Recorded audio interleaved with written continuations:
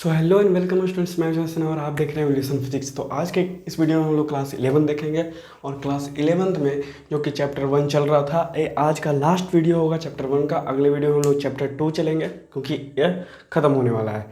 बस 3 टॉपिक और बचा है, ठीक है।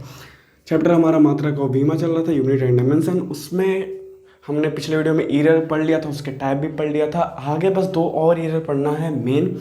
पहला है प्रयोगात्मक प्रतिशत त्रुटि और दूसरा है संभाविक प्रतिशत त्रुटि और तीसरा सार्थक अंक। ये पढ़ के ख़त्म कर देंगे तो ये लेसन हमारा ख़त्म हो जाएगा, ठीक है। तो चलिए समझते हैं। देखिए पहला हमारा क्या है, पहला टॉपिक है हमारा प्रयोगात्मक प्रतिशत त्रुटि, ठीक है। प्रतिशत त्रुटि, ठीक है। इसको बोलते हैं हम लोग क्या, प्रैक्टिकल परसेंटेज ईरर, ठीक है। तो इसको हम लोग समझने की कोशिश करेंगे। देखिए क्या होता है, नाम ही से स्पष्ट है, ठीक है। प्रयोगात्मक, जब भी हम प्रयोग करते हैं, ठीक है, तो उसमें जो त्रुटि आता है हमसे, ठीक है, मतलब हमारा जो कभी स्केल खराब रहता है, जैसा कि मैंने पिछले वीडियो में बताया था, वो वीडियो आप देख लीजिए, उससे पता चल जाएगा आपको त्रुटि होता कैसे है, ठीक है। तो मैं इसको एक्सप्लेन ना करते हुए इसको एक्सप्लेन करता हूँ, ठीक है। जहाँ पर भी हम लोग प्रयोग करते हैं, किसी चीज़ को मापते हैं, किसी चीज़ को लंबाई करते हैं, मास व्यक्त करते हैं, तो उसको मापते हैं, तो वहाँ प्रयोग हो रहा है। वहाँ पे क्या हो रहा है, प्रैक्टिकल कर रहे हैं, तो वहाँ पे क्या होगा, कुछ ना कुछ मेजरमेंट हो जाएगा। अब हम मानेंगे भी तो अगर हम इसको देखेंगे तो एक स्केल है, ठीक है। या स्केल से आ सकता है या हमसे आ सकता है गलती, ठीक है। मान लीजिए 6 सेंटीमीटर है और हमने मापा 5 सेंटीमीटर, या 6.123 है और हमने मापा 6.111, तो एक आ गया ना त्रुटि। कितना का त्रुटि आ गया, देखिए 6.111, तो माइनस करेंगे तो पता चल जाएगा कि 21 का क्या आ गया, हमारा त्रुटि आ गया, इतना का, इतना गलती हो गया, मतलब इतना हमने पीछे कर दिया, इतना आगे होना चाहिए था। तो ये हो गया हमारा ईरर। तो ऐसे करने से क्या होगा, ईरर हो जाएगा। कोई भी प्रैक्टिकल हम करेंगे तो किसी चीज़ का करें, या मास करें या लेंथ करें, यानी लंबाई या मापेंगे, प्रयोग करेंगे, या तो द्रव्यमान करेंगे या टेम्परेचर करेंगे, कोई भी भौतिक राशि को मापने में अगर कुछ गलती हो जाए प्रयोग के समय, तो उसको हम प्रैक्टिकल परसेंटेज ईरर कहेंगे, ठीक है। सिंपल, क्लियर हो गया। कोई बड़ा बात तो है नहीं इसमें कि भैया 30 मार्क कहाँ हो गया, नहीं, ये बहुत ही इजी है, ठीक है। ये बहुत ही इजी है, तो क्लियर, ये हमारा हो गया, ठीक है। अब देखिए, इसको पता है परसेंटेज से ही दर्शा सकते हैं, क्योंकि पता कैसे चलेगा कि हाँ चलिए इतना ईरर है, पर अच्छा नहीं लगता है, इसलिए हम इसको परसेंटेज से दर्शाते हैं। परसेंट से पता चल जाता है कि हाँ 100% में 1% गलती हुआ, 2% गलती हुआ, एग्जैक्ट पता चल जाता है, ठीक है। ऐसे नंबर में क्या होता है, बहुत बड़ा हो जाता है। जैसे हमने लिया, कोई बोला कितना गलती हुआ, 0.0012, मतलब ऐसे गलती हुआ, तो बोलने में अच्छा नहीं लगता, इसलिए हम लोग परसेंटेज से ले लेते हैं, ठीक है। अब परसेंटेज आपको पता होगा, परसेंटेज में लेने के लिए इनटू 100 करना होता है, ठीक है। तो ये हो जाता है हमारा परसेंटेज में। तो अगर इसी को हमने लिया, त्रुटि बनाया, तो इसको 100 से गुना करना होगा, ठीक है। तो क्या हो जाएगा, इधर आ जाएगा, एक 2 इधर है तो 2 इधर आ जाएगा, क्या हो जाएगा 0.112, तो 0 तो हटा ही दीजिए, कोई वैल्यू तो होता नहीं है, परसेंट, यानी कितना गलती हुआ हमारा, 1.2% गलती हुआ, किस में मापने में, इसको मापने में, ठीक है। तो हमने डायरेक्ट इंटू कर दिया 100 से, ठीक है। तो ऐसे करके हम लोग प्रयोगात्मक त्रुटि निकाल सकते हैं, ठीक है। तो ये हो गया हमारा एग्जाम्पल। तो होप आप लोग इसको समझ चुके होंगे बहुत अच्छा से, एग्जाम्पल से भी। और जहाँ तक इसका डिफिनेशन की बात है तो आप लोग खुद से बना सकते हैं, ठीक है। जो मैंने स्पेलिंग किया उससे आप डिफिनेशन बना सकते हैं, नहीं तो आप ये भी बोल सकते हैं, हाँ सूत्र से भी आप डिफिनेशन बना सकते हैं। देखिए इसका फॉर्मूला कैसे निकलता है, इससे पता कैसे चला, हमने क्या किया, यहाँ पर सिंपल एरर निकाला, उससे परसेंटेज आपको समझा दिया, लेकिन इसका फॉर्मूला ऐसे नहीं होने वाला है, ठीक है। ये तो सिंपल है भैया, हमने समझा दिया सिर्फ कि आपको ऐसे होना चाहिए, पर होगा ऐसे नहीं। कैसे होगा जरा देखिए, कुछ ज़्यादा भी डिफ़िकल्ट होने वाला नहीं है, बहुत ही बेसिक रूप से होने वाला है, ठीक है। अब देखिए हम लोग कोई प्रयोग करेंगे तो एक होता है रियल वैल्यू, मतलब किसी चीज़ का सही वाला मान, ठीक है, सही वाला मान मतलब हमें पता होता है, ठीक है, जैसे कि इसका लंबाई क्या है, इसका द्रव्यमान क्या है, इतना है, ठीक है, बुक में दिया हुआ रहता है। नहीं तो आप एग्जैक्ट निकालने के लिए क्या कर सकते हैं, गलती कम कर सकते हैं तो एग्जैक्ट निकल जाएगा, गलती को हटा सकते हैं, ठीक है। हाँ, तो ये हो गया हमारा रियल वैल्यू, ठीक है, यानी इसको बोलेंगे हम लोग क्या, वास्तविक मान बोल सकते हैं, ठीक है। हाँ, वास्तविक मान। अब माइनस करेंगे इसमें क्या, जो हमारा जो प्रायोगिक मान हुआ वो जो हमने प्रयोग करके लाया, यानी उसको हम लोग y रख लेते हैं, ठीक है। ये हमारा x हो गया, x माइनस वाई रख लेते हैं, इसको बोलेंगे प्रायोगिक मान, ठीक है, इसको बोलेंगे प्रायोगिक मान, तो y। अब ऐसे माइनस करने से त्रुटि तो निकल गया, लेकिन एक प्रयोगात्मक त्रुटि कब निकलेगा, जब हम क्या करते हैं, इसमें फिर से x से डिवाइड कर देते हैं, यानी वास्तविक मान से फिर से हम क्या करते हैं, डिवाइड कर देते हैं, ठीक है। और परसेंटेज है तो परसेंटेज से इंटू कर देते हैं, बस ये हो गया हमारा फॉर्मूला जिससे हम लोग निकाल सकते हैं। पिछले वाले त्रुटि में आपको याद होगा, वहाँ पे हम लोग x से डिवाइड नहीं किए थे, सिंपल माइनस किए थे और त्रुटि किए थे, सीधे परसेंटेज में डिवाइड कर दिए थे, तो वो भी सिंपल एरर की तरह आ जाएगा, जो कि हमने पिछले वीडियो में समझाया था, ठीक है। तो उससे हेल्प लेके मैंने इसको क्लियर कर दिया, ठीक है। वास्तविक मान x को दर्शाएंगे और प्रायोगिक मान y को, तो x से डिवाइड करने पे क्या होता है ना, पता चल जाता है, हमने एक तुलना ले लिया कि भैया कि हाँ इसका कितना, तो ये आ गया हमारे पास, तो फॉर्मूला आ गया हमारे पास, सूत्र आ गया, ठीक है। तो इससे भी आप लोग डेफिनेशन बना सकते हैं, ठीक है, परिभाषा बना सकते हैं। कैसे बना सकते हैं, देखिए सिंपल है ना, सिंपल है। बुक में आपको क्या रहता है, सिंपल है, जैसा कि मैंने बताया था, आपको इसको नहीं लेना है, एक सिर्फ फॉर्मूला में है, ठीक है। तो हमने क्या किया, इसी से क्या बना दिया, डिफरेंशियल बना दिया, यानी किसी भी प्रयोग में वास्तविक मान तथा प्रायोगिक मान के अंतर को प्रयोगात्मक प्रतिशत त्रुटि कहते हैं, ठीक है। सिंपल हो गया, बहुत ही बेसिक रूप से, तो कोई भारी बात इसमें नहीं है, ठीक है। डिफरेंशियल आप लोग देख सकते हैं, और एरर है तो इसका कोई वो नहीं होने वाला है, मात्रक नहीं होने वाला, आपको पता है कैसे कट जाता है, तो नहीं होने वाला है, ठीक है। एक तरह से नंबर है, परसेंटेज है, जानवे करते हैं, उसका कोई मात्रक और विमा नहीं होने वाला है, तो ना ही इसका मात्रक होगा, यूनिट नहीं होगा, और ना ही डायमेंशन होगा, ठीक है। तो ये क्लियर हो जाना चाहिए आपको, ठीक है। अब देखिए इस पर न्यूमेरिकल कैसे बनेगा, बहुत ही सिंपल है, इस पर एक न्यूमेरिकल देख लेते हैं, नहीं तो पहले इसको क्लियर कर देते हैं, उसके बाद हम लोग न्यूमेरिकल देखते हैं दोनों साथ में, क्योंकि देखिए अधिकतर बुक में ना न्यूमेरिकल इसी पर रहता है, यानी प्रैक्टिकल परसेंटेज एरर पे ही न्यूमेरिकल रहता है, इस पर नहीं रहता है, इसको पता नहीं क्यों दे देता है। और हाँ, जहाँ तक कि एयरफोर्स, नेवी फोर्स, SSR, ये सब में भी ए वाला कॉमन है, ठीक है। तो ए वाला आप लोग अच्छे से देख सकते हैं, ठीक है। और संभावित प्रतिशत त्रुटि सिर्फ नाम से दे दिया है, पता नहीं क्या है, मैंने पिछले वीडियो में समझाया था ना, वो वाला थोड़ा सा कंसेप्ट यहाँ पे आता है, ठीक है। तो यहाँ पे आप वो देख लीजिए, ठीक है। उसके बाद हम लोग चलेंगे आगे, न्यूमेरिकल बना लेंगे, इसको फट से क्लियर हो जाएगा, ठीक है। ज़्यादा नहीं, दो न्यूमेरिकल देखेंगे सेम टाइप का, एक ही न्यूमेरिकल देख लें, दूसरा न्यूमेरिकल आप लोग खुद से बना लीजिएगा, ठीक है। ये दूसरा में क्या हो गया हमारा, संभावित, होप आपको समझ में आया होगा, ठीक है। एरर, क्योंकि पिछले वीडियो में एरर हो गया था, तो आप लोग के लिए एरर उतना कुछ खास है नहीं, ठीक है, कि इसमें बहुत कुछ समझना है, सिंपल है एरर, ठीक है। संभावित प्रतिशत त्रुटि एरर, यानी प्रोबेबल परसेंटेज एरर, ठीक है, त्रुटि। तो इसमें कुछ नहीं, ये भी थोड़ा सा बेसिक रूप से देखिए, बहुत ही सिंपल है।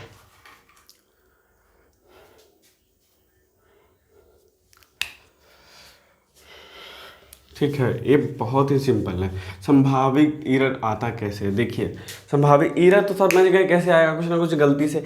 यहाँ पर क्या हो रहा था, प्रयोग में गलती हो रहा था, यानी हम लोगों से जो गलती हो रहा था उसमें, किसमें, प्रयोगात्मक त्रुटि में हम लोग से गलती हो रहा था, नहीं तो किससे गलती हो रहा था, मेजरमेंट से हम ही लोग कर रहे थे, लंबाई कभी छोटा हो जा रहा था कभी बड़ा हो जा रहा था। लेकिन इसमें स्पेशली कहाँ आएगा, क्या आएगा, इसमें आएगा हमारा यंत्र वाला त्रुटि। ठीक है, जैसा कि मैंने पिछले वीडियो बताया बहुत सारे कारण होता है त्रुटि आने का, तो इसमें यंत्र से त्रुटि आ सकता है।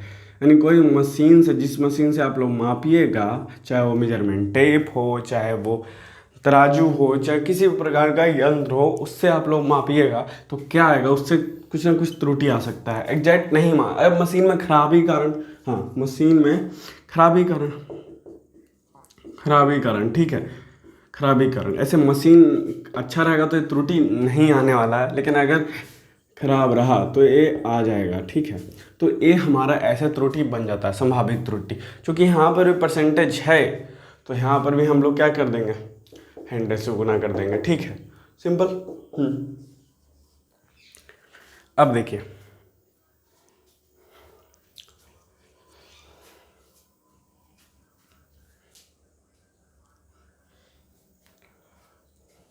हाँ तो ये समझ गए आप, यंत्र के खराबी कारण, यानी कोई भी प्रैक्टिकल हम कर रहे हैं उसमें जो मशीन यूज करेंगे हम, उसमें क्या होगा, कुछ ना कुछ अगर खराबी होगा तो एक त्रुटि आ जाएगा। सिंपल।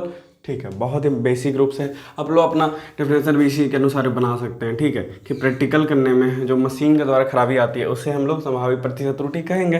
Simple simple. अब इसका फॉर्मूला की बात करते हैं। ठीक है, तो फॉर्मूला आपके बुक में क्या है,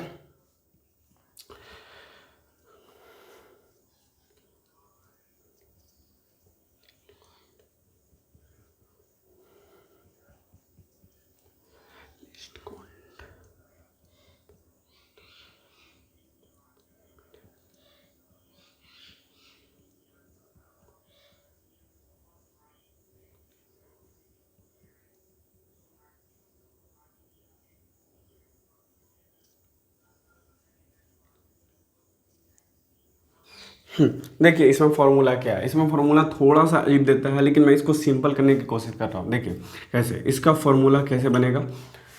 देखिए मशीन के द्वारा जो मापा गया होगा, मशीन का लिस्ट काउंट एक होता है। ठीक है, लिस्ट काउंट होता है। ठीक है, लिस्ट काउंट, इसको हिंदी में भी आप देख सकते हैं, पर हिंदी में क्या होता है, थोड़ा सा अजीब मान होता है।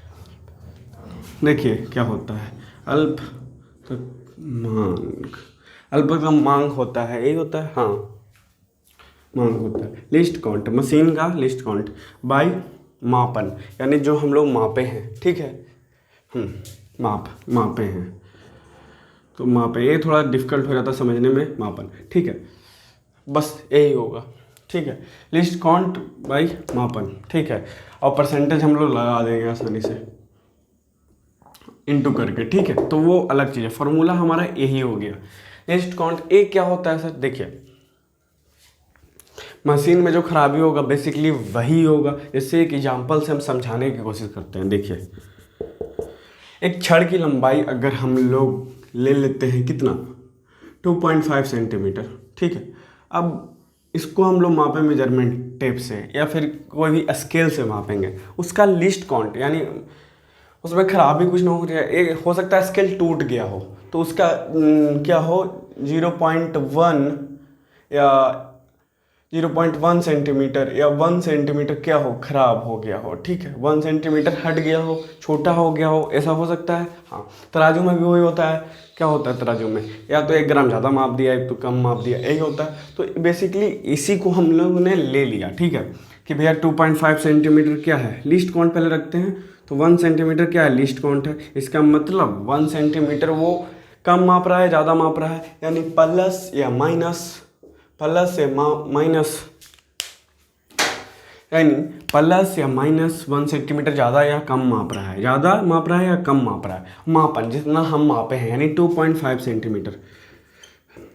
इसलिए यहाँ पर यूनिट और डायमेंशन नहीं होता है क्योंकि कट जाता है। देखिए तो 1/2.5 हो गया प्लस माइनस। ठीक है, ये हो गया हमारा इंटू। अब इधर इसको करने के लिए 100 से गुना करना होगा क्योंकि परसेंटेज यहाँ पर आ रहा है। अगर आप नहीं भी चलिए करिएगा तो संभावित त्रुटि हो जाएगा वो। ठीक है, प्रतिशत हट जाएगा, तो संभावित त्रुटि यही हो गया। ठीक है, हाँ आंसर हो जाएगा। लेकिन अगर परसेंटेज आप लगाना चाहें तो 1.25 इंटू 100 कर दीजिएगा। ठीक है, तो 100/25, तो यहाँ पर से अगर एक जीरो घटाएंगे तो इधर 25 हो जाएगा। तो ये हो गया हमारा, अगर 2/, क्या कीजिएगा 5, 2/5 कर लीजिएगा, ये हो जाएगा आंसर। ठीक है, फिर तोड़िए तो यही आने वाला आपको पता है। ठीक है, तो ये हो गया हमारा आंसर। ठीक है, हमारा सेकंड भी क्लियर हो गया। इसमें संभावित त्रुटि हमारा पहला न्यूमेरिकल यही हो गया। इसी को आप लोग न्यूमेरिकल बना लीजिएगा, किसका, संभावित प्रतिशत त्रुटि का, कि भैया यदि किसी छड़ की लंबाई इतना है 2.5 सेंटीमीटर है और मशीन या मेजरमेंट टेप के द्वारा उसका लिस्ट काउंट या जो भी होता है भैया, ये शब्द भी ऐसा है जो पढ़ने में अजीब लगता है। ठीक है, अल्पतमांक, ठीक है, ऐसे आप लोग पढ़ सकते हैं डिवाइड करके। तो 1 सेंटीमीटर से क्या होगा, इसका वो हो जाएगा। और तो आप लोग क्या निकालिए, संभावित प्रतिशत त्रुटि निकालिए, तो ये हो जाएगा हमारा न्यूमेरिकल। और ऐसे ही करके वो द्रव्यमान वाला भी दे सकता है कि भैया हमने मापा 2.5 किलो, उसका 100 ग्राम मान लिए कम है, तो ऐसे करके उसका भी निकाल लीजिएगा, किसका, प्रतिशत संभावित त्रुटि का। तो ये 2 न्यूमेरिकल हमने बता दिया, मैंने क्वेश्चन बोल दिया हूँ, आप लोग लिख सकते हैं। ठीक है, क्वेश्चन क्या होगा कि तराजू कितना मापा, हमने मापा 2.5 किलो, लेकिन तराजू 100 ग्राम क्या किया, कम कर दिया, ज़्यादा कर दिया, तो उस पर आप लोग निकाल सकते हैं। तो इसको इरेज करते हैं और चलते हैं हम न्यूमेरिकल की तरफ। एक न्यूमेरिकल देखते हैं, मतलब 2 न्यूमेरिकल तो देख लिए, एक न्यूमेरिकल और देखते हैं। ठीक है, किसके लिए, प्रयोगात्मक प्रतिशत त्रुटि के लिए। ये बहुत ही इजी हो जाएगा। देखिए इसी एग्जाम्पल से मैं आपको समझाने की कोशिश करता हूँ। ठीक है, 1 का टाइप 1 ही होगा, कोई महान बात तो है नहीं। देखिए मैंने छड़ की लंबाई बोला था, इसका फॉर्मूला सबसे पहले क्या होता है वो लिख लेते हैं, x - y/x × 100, यही होता है प्रयोगात्मक प्रतिशत त्रुटि का। इसका न्यूमेरिकल हम लोग देखने जा रहे हैं। ठीक है, बहुत ही गर्मी है, ठीक है, इसलिए थोड़ा सा स्लो हो रहा है। तो x - y/x × 100 ये हो गया। तो देखिए x क्या है, रियल मान लीजिए छड़ की लंबाई ये ले चलते हैं, छड़ की लंबाई क्या है, रियल में क्या है, 3 सेंटीमीटर है, 3 सेंटीमीटर। बट हमने मापा छड़ की लंबाई, मापा कितना, मान लीजिए ज़्यादा मिस्टेक नहीं हुआ आपसे, एकदम एग्जैक्ट मापें आप। ठीक है, कितना मापें एग्जैक्ट मापें 2 सेंटीमीटर। ठीक है, 1 सेंटीमीटर का मिस्टेक हुआ, किसी चीज़ का हो जाए, ऐसा ज़रूरी थोड़ी ना कि हम लोग ही से होगा। 50 संभावित त्रुटि हम नहीं निकाल रहे हैं, लेकिन मशीने से गलती हो, ठीक है, वो मेजरमेंट टेप से ही गलती हो जाए। ठीक है, तो ये हो गया। और प्रतिशत निकालने के लिए हमें 100 से गुना करना होता है, ये तो जानते ही होंगे। ठीक है, तो इसका फॉर्मूला लगा देंगे, क्या करेंगे, x - y/x × 100, तो सीधा कीजिए 3 - 2/3 × 100। ठीक है, तो 1/3 × 100। ठीक है, कट जाएगा तो कितना आएगा, 33.333333 ऐसे करके आंसर आएगा। ठीक है, तो कितना परसेंट 333333, या इतना नहीं लिखना हो तो 33 पे रैंकरिंग लगा सकते हैं, या 3 पर भी लगा सकते हैं। तो ये हो गया हमारा क्या, ये हो गया, यानी 33.3 पर रैंकरिंग प्रतिशत क्या आ जाएगा, त्रुटि आ जाएगा हमारा इसमें, कि भैया लगभग 33% हमने गलती किया, क्योंकि 1 सेंटीमीटर हमने कम रखा, बढ़ा देता तो ज़्यादा हो जाता। ठीक है, हाँ, लेकिन सर दर्शाएंगे कैसे, तो अपने ऐसे तो पता ही चल जाएगा। रियल वैल्यू आपको जब पता है कि 3 सेंटीमीटर है, तो 2 सेंटीमीटर यानी कम है किससे, रियल वैल्यू से, और ज़्यादा होगा तो 4 सेंटीमीटर हो जाएगा। तो आपको तो पता ही है, लेकिन दिखाने के लिए क्या करेंगे ना, एक कम है तो माइनस लगा देंगे, इधर लगाएंगे ना कि इधर, नंबर माइनस हो जाएगा वो। ठीक है, और अगर ज़्यादा हो तो प्लस कर देंगे, सिंपल। तो इसको हम लोग इरेज करते हैं। ठीक है, ये तो गर्मी में हम खाना बन जाएंगे। इसको मिटा दिए। ठीक है, तो हमारा पहला त्रुटि और दूसरा त्रुटि भी समाप्त हुआ। ठीक है, हमें सिर्फ एक टॉपिक और देखना है,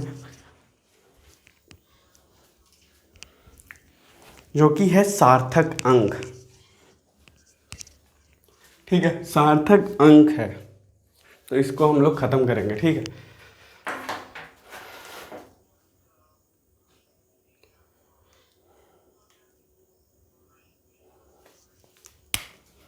तीसरा सार्थक अंक। ठीक है, इसको हम लोग सिग्निफिकेंट नंबर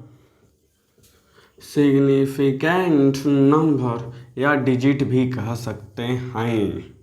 ठीक है, तो देखिए क्या होगा, सार्थक अंक होता क्या है बेसिकली। ठीक है, देखिए सार्थक अंक मतलब बोलता है ना कि एक नंबर सार्थक कब होगा, मतलब नंबर को हम नंबर कब मांगेंगे कि इतना है। जैसे ये नंबर है, मान लिए ये जो हमारा मोबाइल नंबर 7645826128, तो ये इसमें कितना है, संख्या कितना है, अंकों की संख्या। तो भैया बोलिए 10, क्योंकि मोबाइल नंबर 10 होता है, सिंपल, इसमें कोई भारी बात नहीं है। हाँ, लेकिन अगर 91 लगा देंगे तो क्या हो जाएगा, 12 हो जाएगा, 91 + 91, तो ऐसे करके। लेकिन अगर बोलें आपसे कि हम इसमें 0.00 ए भी लगा दें, तो इसमें सार्थक अंक हुआ कितना, बताइए। सार्थक अंक मतलब कितना इसमें अंक हम लें, अंकों की संख्या, जो बोला जाएगा कि सही लिए हैं आप, गलत नहीं लिए हैं, आपको पता होगा। क्योंकि ये जो 0 है ना, कुछ फ़र्क नहीं पड़ेगा, तो इसको हम हटा ही देते हैं, क्योंकि आगे 0 लगते जाए।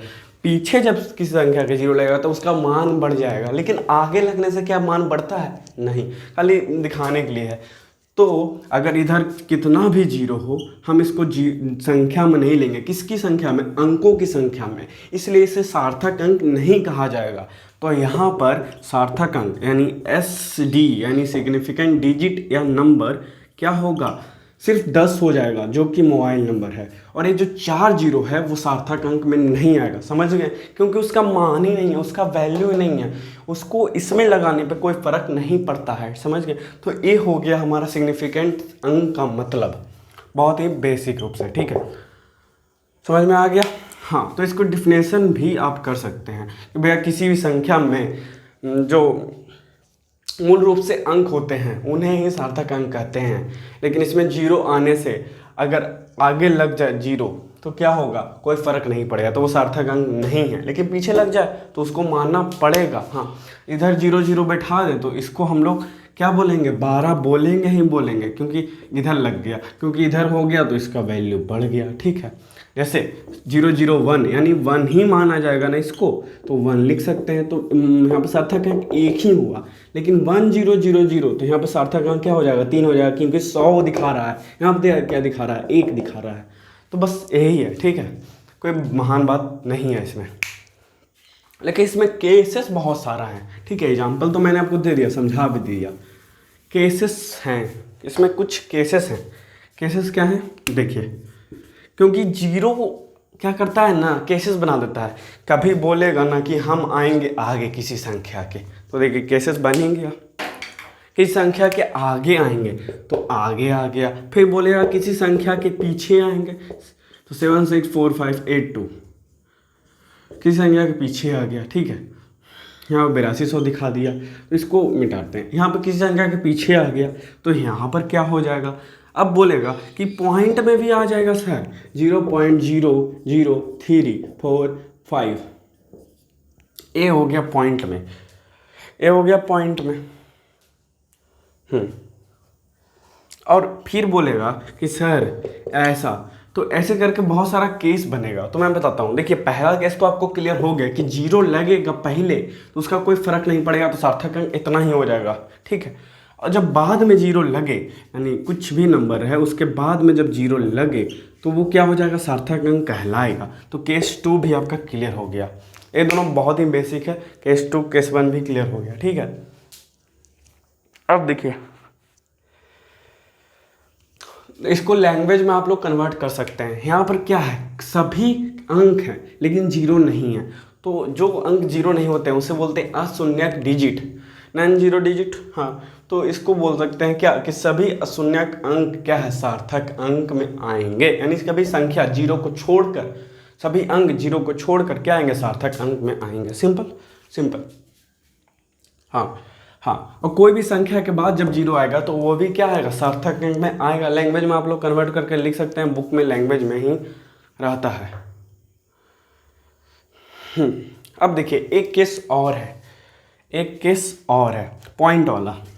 थर्ड केस क्या है कि अगर किसी चीज़ का वजन 48.00 हो तो आप समझ रहे हैं कि पॉइंट हट जाएगा, क्योंकि पॉइंट लगाए हैं क्योंकि जब कुछ है ही नहीं यहाँ पर सार्थक अंक, यानी 1 2 1 से लेकर 9 तक कोई अंक है ही नहीं, तो यहाँ पर ए नहीं होगा सार्थक अंक। सार्थक अंक क्या हो जाएगा, सिर्फ 2 हो जाएगा, यानी 48 हो जाएगा, सिर्फ 2, यानी अंकों की संख्या सार्थक अंक, ठीक है।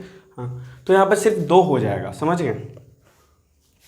तो सर 0 एक क्यों दिए हैं 0.00, तो सिर्फ डाइवर्ट करने के लिए, ठीक है। तो इसको हट जाएगा, आपको पता होगा, जैसे यहाँ पर हटा, जैसे यहाँ पर हटा, वैसे ही आप लोग को पता होगा। अधिकतर को नहीं पता तो आज देख लीजिए, ठीक है, मैंने आपको पता करवा दिया।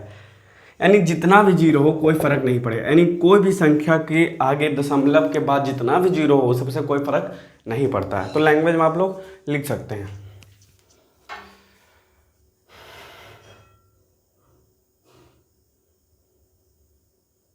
हाँ, लेकिन सर इसी में अगर बोल दें कि 5 1, इसी में अगर बोल दें कि सर 0 पॉइंट के बाद हो तो समझ गए कि नहीं उसका फ़र्क पड़ेगा, लेकिन 0 पॉइंट के बाद हो, यानी पहले हो 0 0 पॉइंट फिर 0 0, तो सर ये पॉइंट के बाद तो कट जाएगा, लेकिन पॉइंट के पहले तो वो नंबर है ना 4800, तो ये क्या हो जाएगा 4 हो जाएगा, क्या यहाँ पर सार्थक अंक।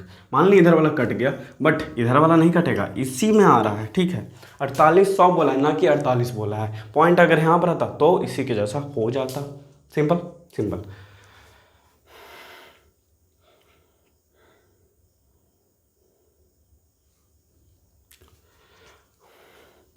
अब देखिए बता तो दिया, एक केस और।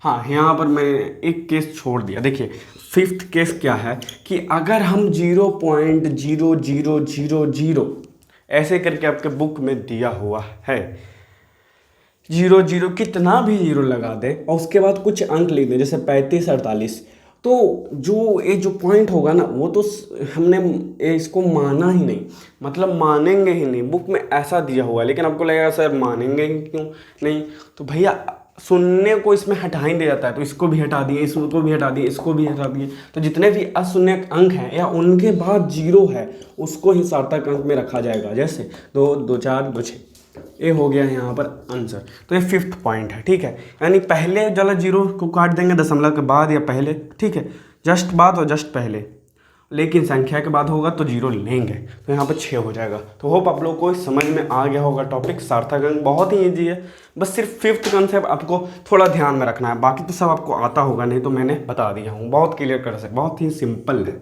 आसान है, ठीक है, कोई मुश्किल नहीं है इसमें।